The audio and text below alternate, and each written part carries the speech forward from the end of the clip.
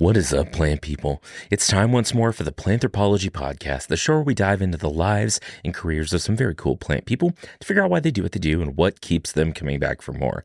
I'm Vikram Baliga, your host and your humble guide in this journey through the sciences, and as always, my dearest friends. And once again, I'm so excited to be with you today. It has been a hot minute, y'all, and we've been here before. We have. But that's okay. I published my last episode with my friend Jay Spar in December of 2025. I don't know when you're listening to this. Maybe you're on the Wayback Machine and you're finding this in the distant future where we've solved the climate crisis and we're in flying electric vehicles and made of trees. I don't know. I'm just saying words. But it's been a while. It's been like 7 months since I've put out an episode. And I have a lot of reasons why that is, but the long and short of it is that life is messy and busy and complicated, and I have been super burned out. Just super burned out. And there's a whole lot of life that's been happening and a whole lot of really good stuff with work and with other things, which I'll talk about a little bit more in the mid-roll during the break.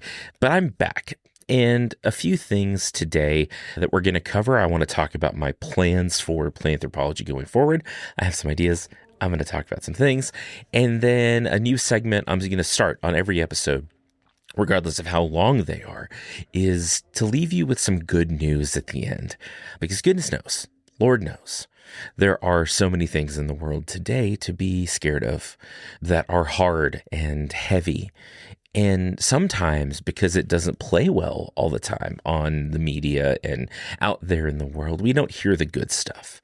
Whether it is good news in academia, things that I'm seeing with students, articles I read about the future of education, whether it's climate related or plant related or a cool discovery or something that happens, I'm going to leave every episode from now on with just a bit of good news. So we'll start that today. But yeah, so let's jump into it. I'm going to give you an update. This will probably be a short episode, but I just want you to let you know where we are and what we're doing with Planthropology. And thanks for sticking with me. Thanks for being here. Y'all are cool. And listen to some cool music, and we'll be right back.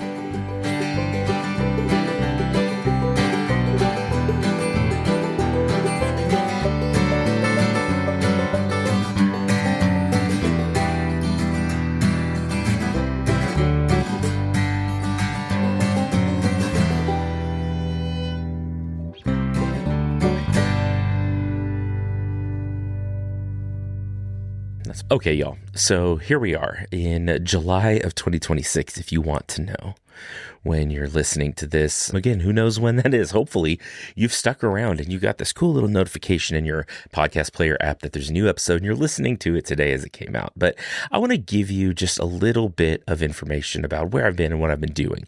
So as I record this on Thursday, July 9th, which is the day I'm recording this. This will come out on July 10th. Last week was my 39th birthday.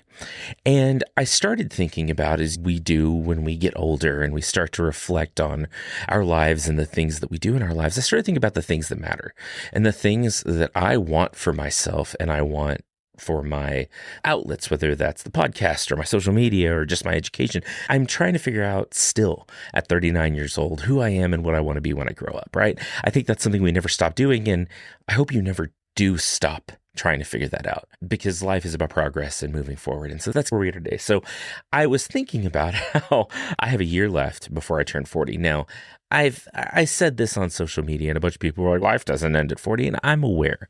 I know that. I'm actually looking forward to it. I think, goodness, what a privilege it is to get older, right? And to live a lifetime where in the past, I would have already done that, right? I have beat the odds from the grand arc of human history. But I like to set goals for myself, and sometimes I'm so busy and my brain is in so many places that I have to get things, and I have to come up with hard goals if I'm ever going to have a chance of meeting them. And sometimes I don't, but setting the goal makes me try. And that's something that I want to do. So I want to talk about a few of the goals overall that I've set for myself. And I'm calling it 40 by 40. So 40, it's not 40 things, and it's not even 40 individual things. But again, it's catchy, and I like a catchy, gamey kind of thing. Okay. So the one that's most relevant here is that I want to put out 40 episodes of Planthropology. This is number one before my next birthday on July 2nd of 2027. Now, that's a lot. I, at one point in the way back when, started doing episodes every week, and that would be 52 episodes. And I made it through about 44 before I was like, oh my gosh, that's so many episodes. And I approach this with some hesitation because of that. So the way I'm thinking about this is normally my episodes are around an hour long, and a lot of these won't be. I think sometimes what I would like to do, and maybe the format of the show going forward, is I'm still going to have lots of full episodes, Q&A episodes, interviews with people. And I've got a great one recorded, which will drop next week with the guys from Let's Botanize that I recorded back in February. And that was supposed to come out back then, and it just never did. And if you're listening, guys, I'm sorry. But it's such a good episode, and I can't wait for y'all to hear it next week. But some of these will just be short little updates, cool articles I read, neat information, maybe some tips, some quick tips on what you can be doing in your garden at a given time of year. And I may say, hey, it is early August. Here's some things that you should be thinking about for your garden and your landscape. In January of 27, I'm going to start a Gardening 101 series. And that's something I'm really excited about. It's something that I want to put on my YouTube and create some video content around as well. And I've talked about this before, I think, but I think something that's really important, especially as the world is so uncertain, is that we take ownership and control where we can in our lives and find ways to empower ourselves, even in small ways. And gardening is so much that. If you've ever grown a garden, if you've ever harvested a tomato or a pepper fresh off your plants, you know what a good feeling that is. And I want to talk to folks about what it looks like to garden from the ground up. What do you need? What considerations are there? When should you plant, but depending on where you are? And I'm going to take you through a short course on home gardening. And so probably the way that I'm going to structure that is that'll start in January, and I will release one episode of Gardening 101 through the end of the spring until sort of the end of the series, probably going forward past that. But my idea is that in 6-7 episodes, I should be able to give you some sort of the basics you need to be fairly successful in your home garden, or at least to get started. Because just like this, trying is the most important thing, I think.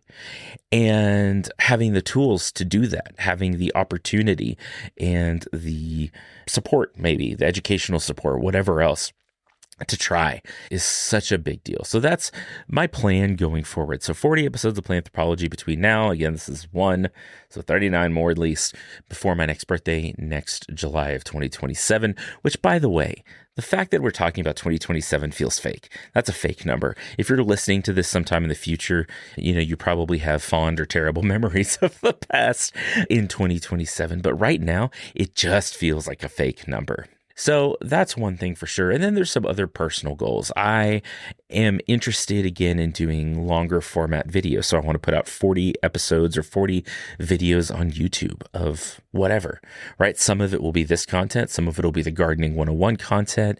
They're probably not going to be very produced or polished, and I'm okay with that too. But practical things, fun things, funny things. I put lots of shorts on there, like I post on my other social media, but that's something that I want to get into too, is longer format sort of video. And then there's some personal goals. Like I want to lose 40 pounds because I was looking, Facebook likes to do this thing where it shows me old pictures of myself and I look like I ate that guy. And I would like to not look like I ate that guy anymore, mostly for my own health. My doctor was like, come on, but also some amount for my own vanity. I don't know. But then some other stuff. I want to get back into woodworking. I want to write another children's book. Plants to the Rescue has been one of the most fulfilling things I think I've done in my career. And I would like to get another one going. I've got 2 or 3 ideas. I've even started a couple and I just need to finish them. So lots of goals, lots of things. But the future of Planthropology is that I'm going to do my best. I'm going to try my hardest. I know this show has meant a lot to a lot of y'all. And it has certainly meant a lot to me over the past, I started in October of 2019, so nearly 7 years. It's meant a lot. And I don't want it to go away. I was a little bit afraid that it would, but I don't think that's where I am yet. at least. So I was telling my son the other day, Bradley's almost 10, by the way. And if you go back to one of my very first episodes, you'll get to hear Bradley's 3-year-old little voice, I think actually in December of 2019, which is just wild. So if you haven't listened to that episode, I think you should. It's really cute. He's 10 now. He'll be 11 in January. And I was telling him, we were talking about drum lessons or something. And I told him, you know what? I want you to stick with it for a year and try really hard for a year. And at the end of the year, if it's something that brings you joy, that you like, that you love, yeah, let's keep going. And if not, then you tried it. So that's where I am too now. So I'm going to go hard at this the next year. And I still love it and I still have the joy for it. And I just want to practically see what that looks like to do 40 episodes between now and next July. So those are some of the goals for the future of the show. If there are people you would like to hear me interview, please send them my way. You can email me at planthropologypod@gmail.com or reach out on social media. I am Planthropologypod or the Plant Prof, all the places. If there's topics you'd like to hear me cover, please send those along as well. Because again, I am going to give this my absolute best for the next year. And then we're going to see where we are. I think at that point, I will have found my joy for it again and found my groove again. And we will dive back in. But let's take a quick break. And then when we come back, I'm going to give you a piece of good news that I've read recently, and then we'll wrap up for today. Like I said, this will be a short one. And then over the break, I'm going to tell you about a new project I have going and that I think you should go listen to as well. Hey there, welcome to the mid-roll. Fancy seeing you here once again. Planthropology happens, or usually happens sometimes because of you and because I enjoy doing this for you. I enjoy it for myself. I like to learn. I like to research things. I like to get to talk to cool plant people, and there's some really cool ones coming up. But I do it because of the community that I have developed around it, that has developed. I can't take any credit for that, really. The community that has developed around it. I've met some really amazing people through Planthropology, people that have become, honestly, lifelong friends. And just thanks for being here. Thanks for listening. If you want to support Planthropology, go tell someone about it. Go follow on social media, all the places, word of mouth, reposting videos, things like that is still the best way to spread the word, to get it out there. If you want to financially support the show, you can go to buymeacoffee.com/planthropology and donate some coffee money there. And I can assure you that's what it'll go to. If you're watching this on YouTube, I still am working on this industrial sized coffee for today. And I actually had a meeting at a coffee shop earlier where I had more different coffee. Maybe I should worry about that. I don't know. Maybe that's a thing that my doctor should know as well. But I'm not telling them because this is what's keeping me animated most days. You can also go to planthropologypodcast.com and snag some merch and leave a comment. Again, just be involved. Let me know who you want to hear on the show, what you want to hear on the show, and all of that. But the thing that I said I was going to talk about, I have actually started a new podcast, or I'm involved with a new podcast at work now as part of my job here at Texas Tech University. You may remember that this show used to be very much under the auspice of my main day job, and I've carved it out as my own thing. And one of the reasons I did that is because in my role as Assistant Dean for Outreach and Engagement, I am hosting and helping produce a show with our comms team called Deep Roots. And I hope that you'll go look up Deep Roots by the Davis College. It has been so much fun. And in this show, the format's a little bit different. It is still interview style, but we're looking at and talking to some of the researchers, the students, the educators in our college about some of the cutting edge work that they're doing.